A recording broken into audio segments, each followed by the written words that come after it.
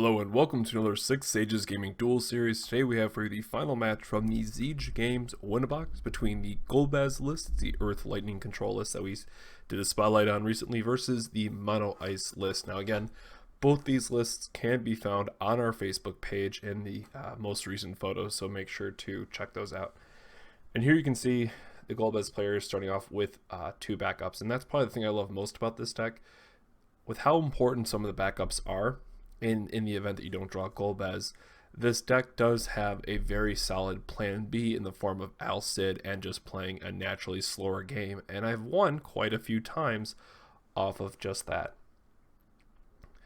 And this is me just verifying which Sarah can protect from, and here we see him leading with the 1-drop Snow again.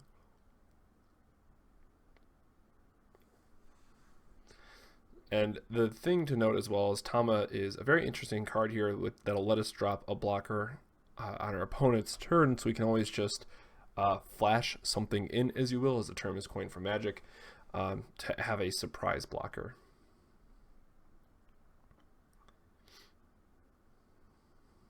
Yep, so it looks like the Golbez is in my hand. So we could just play it here, just get tapped down by Snow, or we just break our early backup and get a surprise blocker in. So it looks like that's what we're going to be doing, get his Snow off the table and make it really good for us all the way around. So again, Tama, if you're playing Earth, you should be playing 2 Tama. I don't ever think 3 is going to be correct, but it is just an extremely versatile card that helps out in a lot of situations. So here he's going to attack with the Snow, think he's safe, uses effect. And before all that happens, before blockers are declared, after the ability resolves, you do have the option to play something, and that's exactly what we're going to be doing. Of course, our hand is a little bit stacked in terms of what we want to have. So you saw that we had an Al-Cid combo in hand that we had to get rid of, which feels terrible for the record, but we do get to have a Golbez on the field that's likely going to be getting a point of damage this next turn, and then be able to throw in a point of turn every turn thereafter fairly easily. Again, downside here is now we have no hand, so we are very reliant on drawing some great stuff off the top.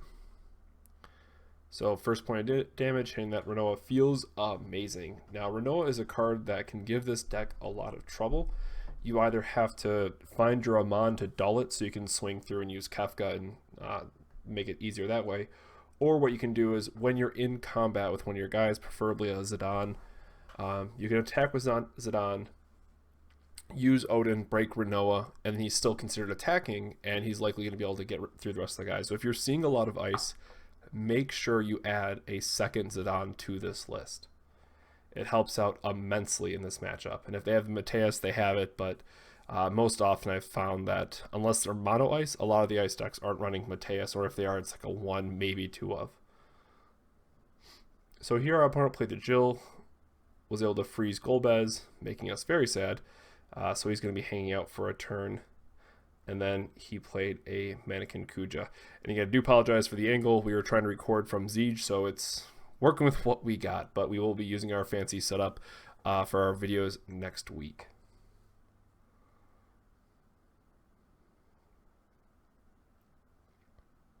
And here we see the Warrior Light that's in my hand that, again, if we still had that, Tama would be amazing against Mono Ice because they mostly play 4-drops. We can surprise in, play it off Tama, and break one of their 4-drops. Unfortunately, don't have that much luck, so we are just going to discard it. And we did shortcut here a little bit with the with playing the Duke and getting the other card. So Sage, and then discarded the Barret to pay for the Duke's cost to find the Delita. So this way, if our opponent does have another freeze effect, or maybe he plays a Vayne, something to that effect, we can break Delita. Now, unfortunately, we don't have a Gapal in our hand, and the thing I will say about playing the Golbez deck, unless you just have the Gapal in hand, or you have an Amon that can help a little bit, or a Kefka on board, 99 times out of 100 you want to not break Golbez. So that is a very common mistake that I see a lot of players do. So you have to know when to break Golbez, and especially in this case when we're showing our opponent that we have Delita because we had to tutor for it, it can be a bit difficult. Although having that red mage for haste certainly feels great. Lightning red mage is what I was trying to say. So here Golbez is going to get in a point of damage. We don't really fear anything because if he blocks with Renoa, obviously it's not going to do anything for him in this case, but allows us just to swing through. So we drew a Bike there, or Hecaton Care, which is critical in the ice matchup in the event that they play an early Devout, for example, because if you're on the play and they spend their turn using a Devout and you have Bike on your turn to just break it, it is very punishing and feels amazing.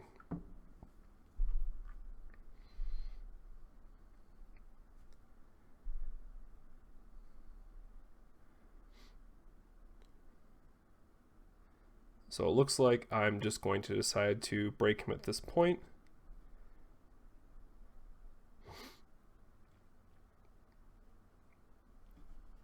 So we're grabbing a Larsa, which is Minuana Body, Barret, because again, if you watched our deck Spotlight, that card is actually insane. Warrior Light to hopefully push through some damage, and then the one of Zidane that's in the list. Again, trying to break Golbez at this point, because as it goes on and you have a higher chance of drawing through the rest of the 2-drops in your deck, you're not going to get as much value off of Golbez, and you need to be able to bring out 4 forwards with it every turn. Now again, lucky for us, our opponent's playing mono ice. We don't really have to worry about any kind of board wipe or anything to that effect, but again, here we would really like to see either a Gapal or a Kefka that's already in play. So here we see the real Kuja coming down. Our opponent goes empty-handed and then just passes. I think it looks like we drew the Kefka, but we didn't have another Earth card.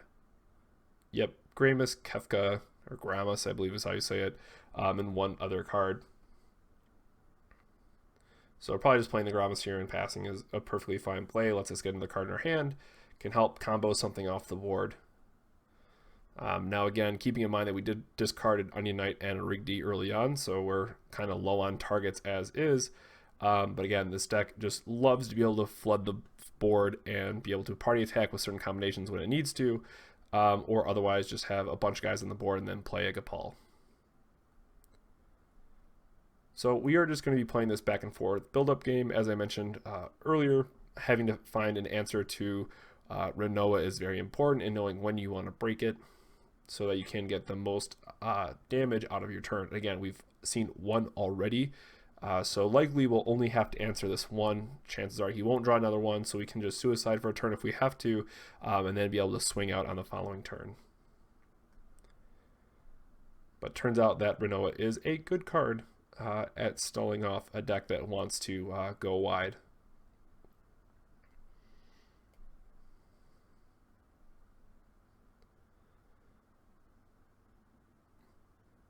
The other thing to note here is that with Renoa not having any other FF8 characters on the board right now, she is only an 8K, but that is still, of course, going to be big enough to be blocking a lot of our guys. So I'm really sad. Our opponent plays a Sephiroth. He just saw us tutor for the Al Cid, and it would have been really, really nice to keep. In this case, we know that no matter what, we need to see the Kefka, and we did have a Rigby in hand, but we have to discard that because we have to discard 2 cards. So unfortunately, we just have to keep the Kefka alive because it's the most important card in our hand at this time.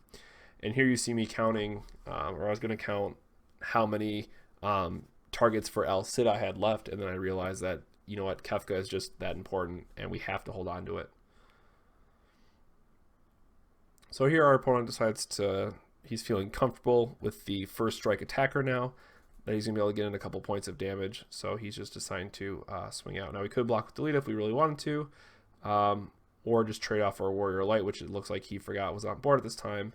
And again, because it is a 4-drop, it'll deal double the damage, and we can trade off our guys. And again, this is mostly just to be able to get one of his dudes off the board. And again, we're still feeling fine with our Delita and some of our other characters.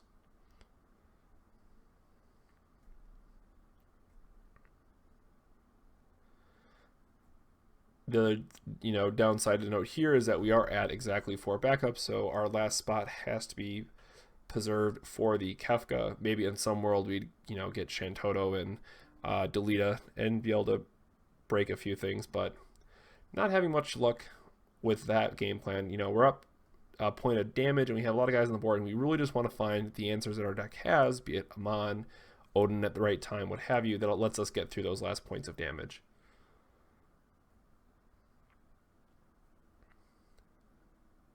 Which you can see I do have the Shantoto as well, which again, we're not really in a board state where we need it, but we do realize that unless we draw another Delita at some point and get to break one of our backups, we are going to be locked out for the rest of the game on our backups. So again, just ultimately deciding playing the Kefka here is going to be the best route. At this point then, we can threaten lethal with any one of our forwards, and in a perfect world, we will always be able to outpace our opponent with the number of forwards. Now again, we're down 2 Alcids, and that certainly hurts a lot. But again, having Kefka, being able to trade up with these lower cost guys certainly can help out a lot in this matchup. Knowing again that Sephiroth is an 8k first striker, that certainly brings its own issues. So here we see a summoner come down, which is the one that can cancel summons, which turns out to be extremely relevant. I thought it was the one that lets you play a 6 cost or less for free, but we'll get to that in a moment. Here we see the Golbez and the Amon. So an interesting thing here is that we're finally going to be able to get in some points of damage. But again, the Golbez, we've already broken one. We're probably not going to be able to get a lot of value off this second one, even though would be a 9k attacker. So in a perfect world, we could play the Golbez, give it haste, and then use Kefka at the end of turn if we want to try to get like the last Rig D out of the deck or something. But here we're going to play the Amon. We're going to give him haste. He's going to be able to use his effect to remove another guy, which we're going to get rid of the first strike, and then this way we have Kefka still on backup. And now Delita is able to punch through for some damage, and we can of course threaten the rest of ours. So here we decide that we're just going to swing all out after hitting the Jill, because we need to stay ahead in this damage race while we can, and knowing that if our opponent tries to do the crackback, they just lose. And then we're going to attack with Larsa, and then lastly with Zidane.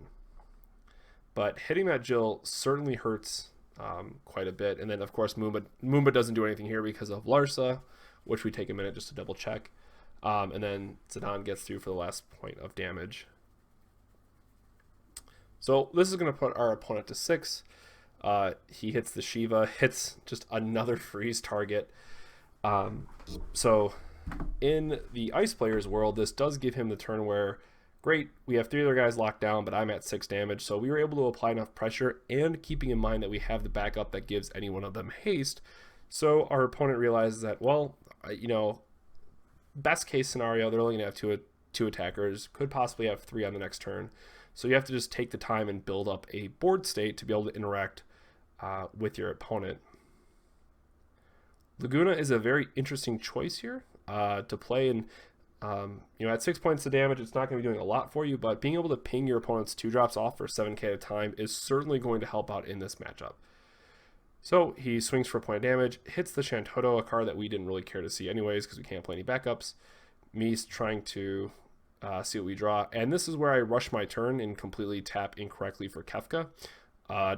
I completely whiffed on his card, and I should have double-checked. I thought it was the one that plays Mateus, because if I'm not mistaken, I remember him playing Mateus at some point. So this entire turn here is messed up from a priority standpoint, and I do apologize. What should have happened is the active player declares an attacker, uses Odin, tries to kill Renoa. Non-active player breaks a summoner, says, no, that's not going to work.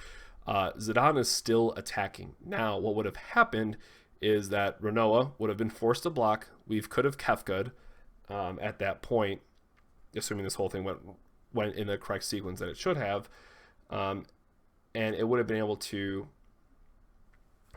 trade up when we needed it to.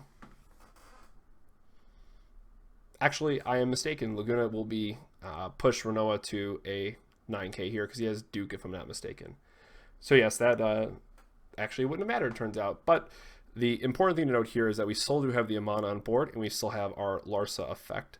So in this world, we are able to possibly just draw it out for a number of turns until we hit like another Odin or another Gopal or something to that effect. But all in all, the Zidane should technically be off the board, and we should be trying to play certainly a more fair game of Final Fantasy. Now, again, unfortunately, we didn't have anyone else kind of standing by watching the match because there was other events going on and other people that needed to attend to other things. So ultimately, I don't think it would have changed the effect of this match because our opponent's at 6 points. He can't be super aggressive, and he is going to be having to answer with the Amon that can just remove their best blocker every turn.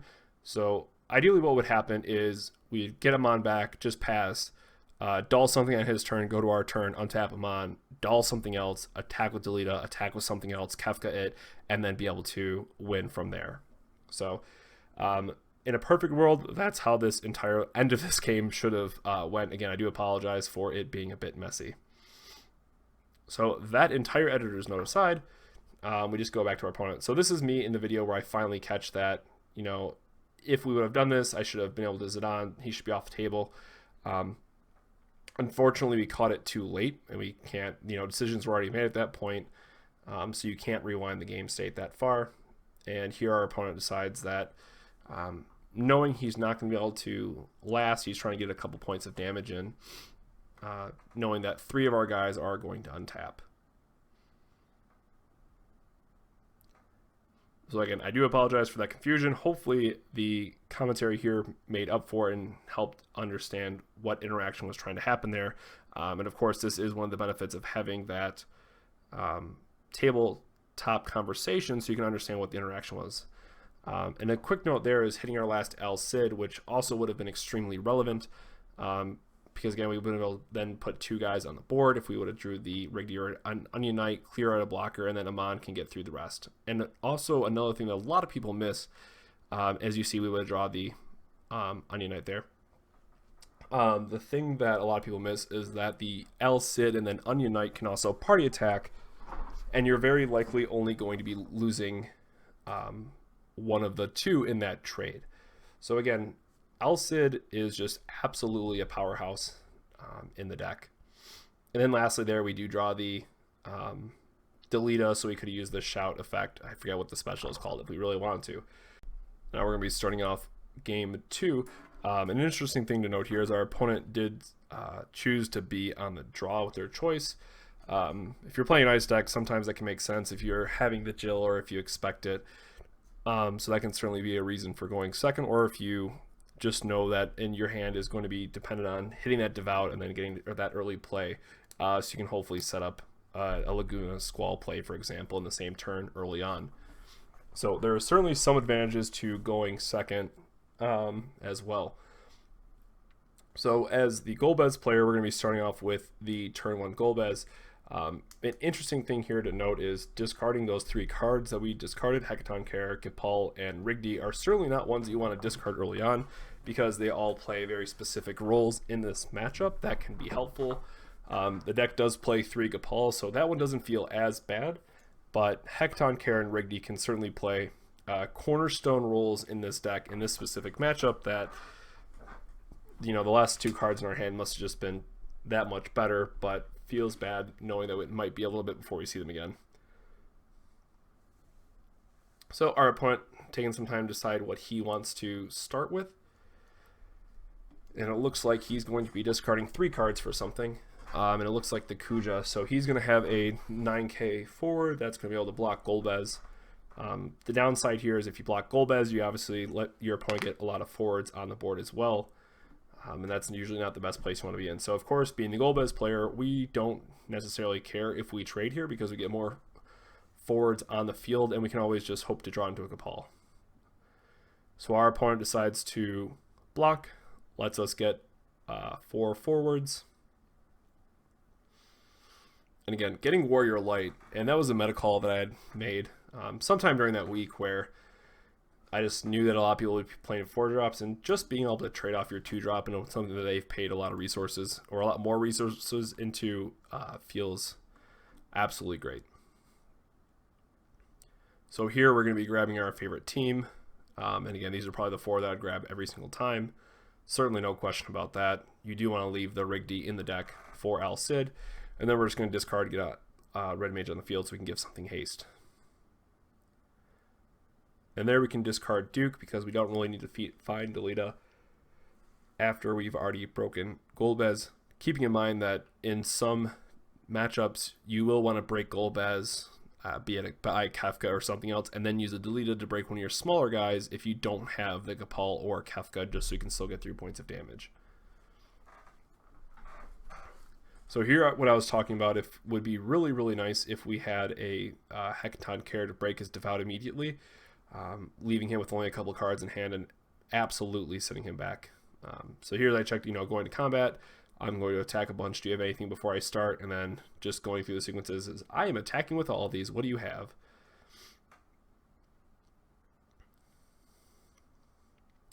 And then Laguna not being able to do anything because all the guys are dulled anyways.